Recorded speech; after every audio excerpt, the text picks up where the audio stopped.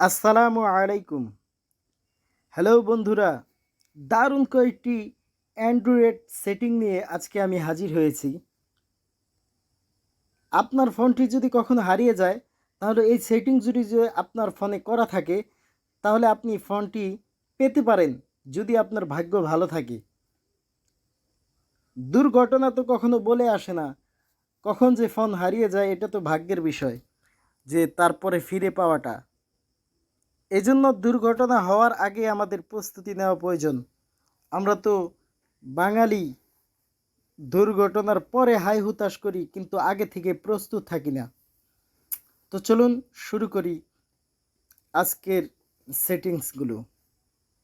1 number, সর্বপ্রথম সেটিংয়ে যাবেন,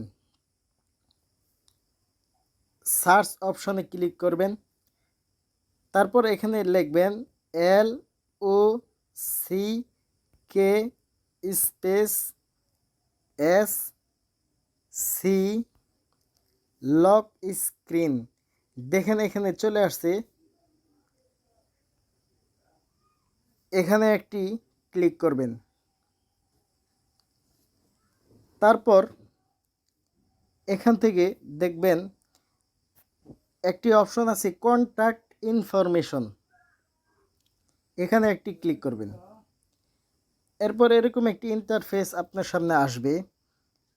আপনি যেই নাম্বারটায় আপনার ফোন হারিয়ে গেলে মানুষ কন্ট্যাক্ট করতে পারবে, এরকম একটি নাম্বার এখানে লিখবেন। আপনার পরিবারের বা ফ্যামিলির বা আপনার ওয়াইফের বা হাজব্যান্ডের অথবা আপনার সন্তানের যে কারো নাম্বার অথবা যে কারো কোনো আইডি যেটাতে আপনার সাথে কেউ ফোন পেলে কন্ট্যাক্ট করতে পারে, এরকম একটা কিছু এখানে লিখবেন।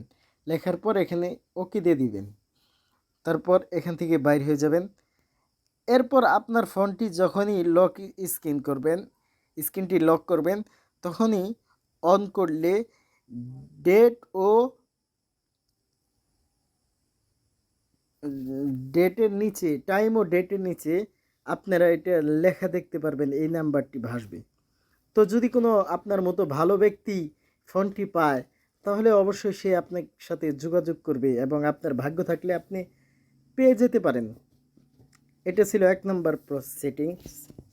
2 নাম্বার, আবারও সেটিংয়ে ক্লিক করবেন, সার্চ অপশনে যাবেন, ঠিক একই লক স্ক্রিনে যাবেন, LOCK স্পেস SC। তো চলে আসতে দেখেন, আবার লক স্ক্রিনে একটি ক্লিক করব। এরপর এখান থেকে আমি একটি অপশন দেখতেছেন নোটিফিকেশন, এই নোটিফিকেশন অপশনটি অন থাকলে অফ করে দিবেন। এর দ্বারা আপনার ফোনে যখন স্ক্রিন লক করা থাকবে, তাহলে আপনারা দেখবেন যে এইখান থেকে এরকম টান দিলে এখানে কিছু নোটিফিকেশন আসে।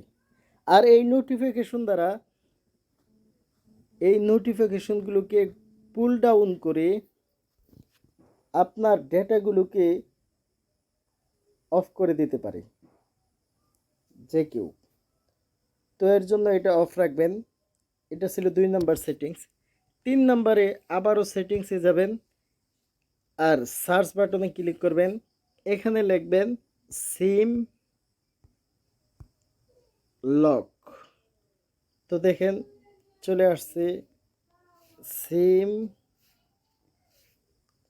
লক লিখতে হবে, LOCK সিম লক। চলে আসছে সেট আপ সিম কার্ড লক, এখানে একটি ক্লিক করবেন।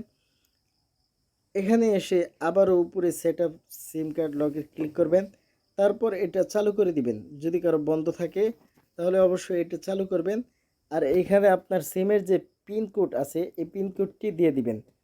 গ্রামীণ সিমের সম্ভবত পিনকোড হয় 1234, আবার রবি এয়ারটেলে পিনকোড হয় 1122। তো এই হিসাবে যার সিমের যে পিনকোড সেটা এখানে দিয়ে ওকে করে দিবেন। এর দ্বারা যদি আপনার ফোনটি কখনো হারিয়ে যায় বা চুরি হয়ে যায়, তখন আপনার সিমটি খুলে কেউ ব্যবহার করতে পারবে না। কারণ সিমটি খুলে যখন ব্যবহার করতে যাবে, সিমের মধ্যে অনেক পার্সোনাল কিছু থাকতে পারে, তো সেগুলো সুই করবে না। এখানে সিমগুলো অ্যাক্সেস চাবে, কোড চাবে। তো এই জন্য এই সিম কার্ডটি লক করে দিবেন। এটা ছিল 2 নাম্বার অপশন। 3 নাম্বারে আবারও সেটিংসে যাবেন এবং সার্চ বাটনে ক্লিক করবেন। এখানে লিখবেন FIND space MY find my device. তো দেখেন এখানে চলে আসছে। প্রথমটাতেই আমি একটি ক্লিক করলাম, তারপরে আবার ফাইন্ড মাই ডিভাইস 4 নাম্বারে একটি অপশন আছে, এটাতে ক্লিক করলাম।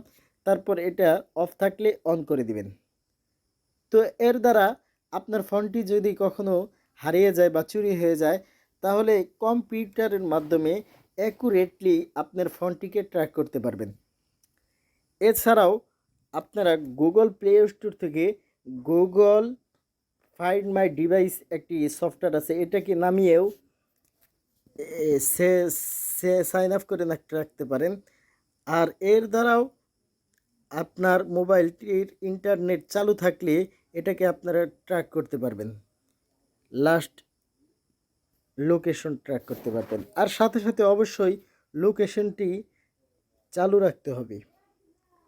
5 নাম্বার, আবারও সেটিংয়ে যাবেন, এরপর সার্চ অপশনে ক্লিক করবেন এবং এখানে লিখবেন ব্যাকআপ ডাটা।